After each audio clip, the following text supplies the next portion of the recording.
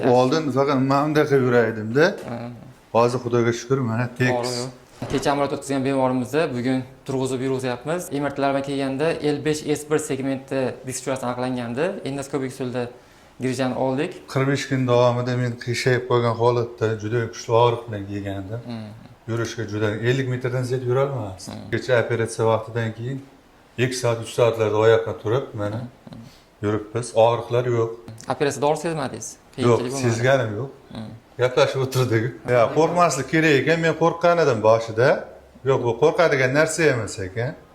Tez o'tadigan narsa ekan. 20 minut, yarim soatlik operatsiya bu. Kichkina tekshirma qilinganligi uchun ertasi kundan bemorlar yuraveradi. Operatsiya narkoz tarqashiga yurg'izamiz bemorlar. Bir yurib beringchi aka. Og'riqlar yo'q-a? Yo'q. Oldin faqat mamdaqa yuraydim-da. Hozir Xudoga shukr, mana tekis. Hali ham gavdasida sal nima bor? Sal bor, lekin o'rganib qolganligi uchun. Og'riq yo'q lekin.